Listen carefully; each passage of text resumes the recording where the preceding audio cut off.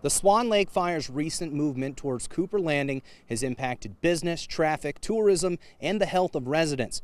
Frustrations are now boiling over for those who live and work here, as they say they feel left out of the loop by the agencies in charge. From the very first time this fire started in June, their objective, in my way of thinking, was to burn the spruce.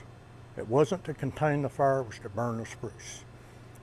And, you know, they let it burn until all of it was 1,000 acres and 10,000 acres and 20,000 and kept growing. At Cooper Landing Grocery, the Mitchells are one of the few businesses to keep their doors open as smoke and road closures have driven most of their customers away.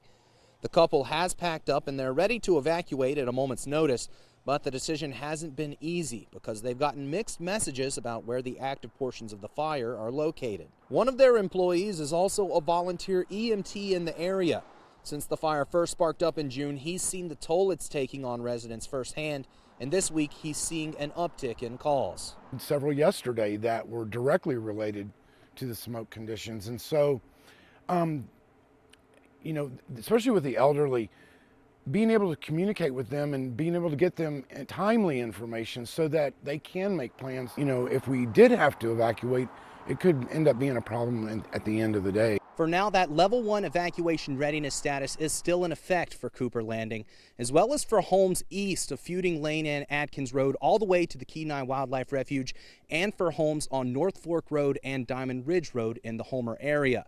Those people should be packed and prepared to leave at a moment's notice if evacuations are issued. Reporting on the Kenai Peninsula, I'm Hank Davis for Channel 2 News.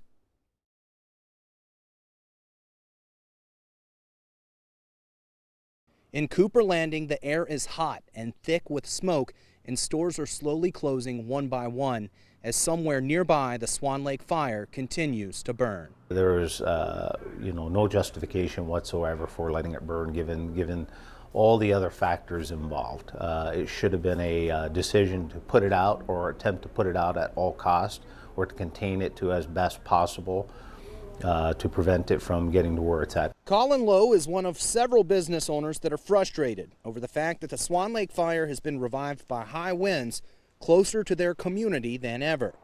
While the fire filled the air with smoke and hurt businesses throughout June and early July, the new threat of spreading flames has people in Cooper Landing scrambling for answers about where the fire is, which way it's going, and what's being done to stop it. The biggest thing is not knowing and just dealing with all the smoke in here, you know, because we can't get any good information from anybody.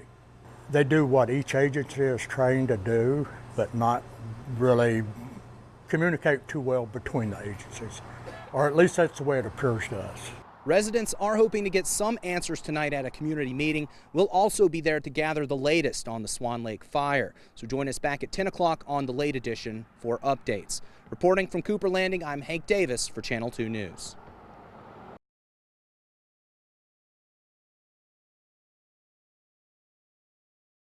With the wildfire reignited and closer to Cooper Landing than ever before, agencies are now working to address public concerns.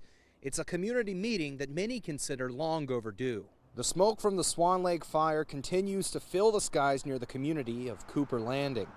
Many have left the area as a precaution, but those who stayed behind are looking for answers from those in charge. This fire was at one time starting to moderate, as everyone knows here, a great deal. But the fire survived a stretch of rainy weather, and now residents want to know why it wasn't put out when crews had the chance. Are you using any fire retardant? Are you dropping any of that yet? The issue that we keep having right now is visibility. At flying at 110 knots at very low altitudes, it's just they can't see well enough where the terrain is at this point. Are you able to say how you're going to divide it? With frustrations running high among community members, the Kenai Peninsula Borough has issued a disaster declaration to utilize state resources in combating the fire. We know that this is the time that Cooper Landing makes its money, and I think all of your businesses have suffered. Unfortunately, the answer is no. That declaration does not give anything for individuals or anything that has to do with the economic impact. And of course, the question that's still on the minds of people in the area: is it your intention to continue with your management plan to let it burn? The 5 crews that we have right now are doing the contingency line I talked about, and as we get more crews in, we will be going direct on that to eliminate any further spread, certainly towards this direction, and control that fire line. This community meeting did end with some unanswered questions, as some residents are frustrated that this fire has been allowed to burn since June, and officials say that some areas will continue to burn until the end of the summer. But the crews that are leading new operations against the fire say that more equipment and more firefighters are now en route to protect Cooper Landing. I'm Hank Davis for Channel 2 News.